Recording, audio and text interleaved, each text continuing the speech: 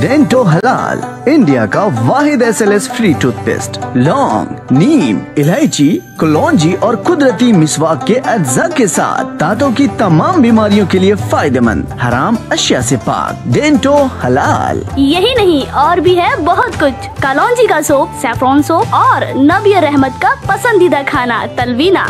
याद रखिए, हमारे प्रोडक्ट्स हैदराबाद के तमाम हलाल स्टोर्स पर दस्तयाब हैं। लिए हैं। सबसे पहले उन्होंने दक्षिण चीन सागर यानी साउथ चाइना सी की बात की, तो उसके मैं बता दूं कि भारत की स्थिति दक्षिण चीन सागर के बारे में बहुत ही स्पष्ट है कि फ्रीडम ऑफ नेविगेशन होना चाहिए, कॉमर्स अनइम्पीडेड यानी किसी तरह से वहाँ के व्यापार को बाधक नहीं बनाना चाहिए, और अगर आपसी मतभेद और विवाद पैदा होते हैं तो अनक्रॉस के नीचे जाना चाहिए। ये हमारी बहुत ही स्पष्ट नीति है। जहाँ तक हिंद महासागर को घेरने की बात है, इतना ज़रूर है कि चीनी कांग्रेस ने 2012 में ये कहा था कि वो एक मैरीटाइम पावर बनना चाहते हैं, और मैरीटाइम पावर बनने के लिए उन्होंने अलग अलग जगह पर, ख़ास तौर पे जो इंडियन मैरीटाइम बाउंड्री है उनके विसिनिटी में, उनके आसपास उन्होंने पोर्ट्स बनानी शुरू की है। अभी उन्होंने जिबूती में एक लॉजिस्टिक सपोर्ट फैसिलिटी के नाम से एक फैसिलिटी बनाई है। उन्होंने म्यांमार में चौकफूपू में पोर्ट बनाई है। उन्होंने हमनडोटा श्रीलंका में एक बंदरगाह बनाई है। बलूचिस्तान में, ग्वादर में बंदरगाह बनाई है।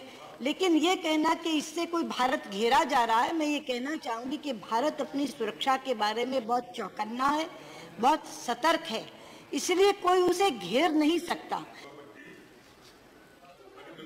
बात है तो जब चीन से युद्ध हमारा हुआ था, उसमें पंडित जवाहरलाल नेहरू प्रधानमंत्री थे, चाउ एन-लाई जी चाइना के प्रधानमंत्री थे। पंचशील हम लोगों के बीच में समझौता हुआ था, जिसको पंचशील के नाम से जाना गया था। इतने वर्षों से वो समझौता चल रहा है।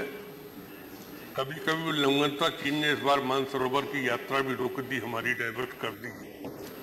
मैं आपसे सिर्फ इतना जानना चाहता हूं कि इस समय चीन की क्या क्या मांगे हैं, इस तनाव का चीन और इंडिया के बीच क्या कारण है, और चीन क्या क्या ऑब्जेक्शन कर रहा है, और उस पर इंडिया का क्या जवाब है, और कौन कौन विश्व के देश हिंदुस्तान के साथ चीन के मुद्दे पर खड़े हैं। का जवाब दे दूंगी जो नरेश जी ने कहा है। पहला तो जो पंचशील की बात की है, वो चल रहा था नहीं, वो चल रहा है। आज भी वो पंचशील का सिद्धांत चल रहा है। जो आपने कहा कि इसका कारण क्या है, मैं कारण के रूप में बता दूं सभापति जी। आप जानते हैं और सदन भी जानता है कि भारत और चीन की सीमा अभी तय होनी है।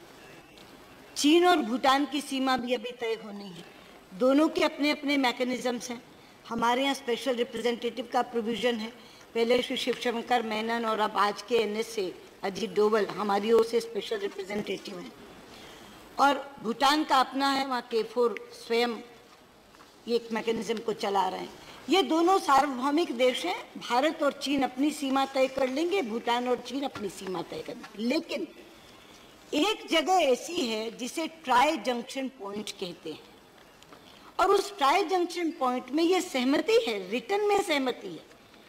2012 में एक समझौता हुआ था भारत और चीन के बीच में। उसके पैराग्राफ 13 में लिखा हुआ है कि ट्राई जंक्शन पॉइंट पर भारत, चीन और थर्ड कंट्रीज, वो थर्ड कंट्री का मतलब भूटान, मिलकर तय करेंगे।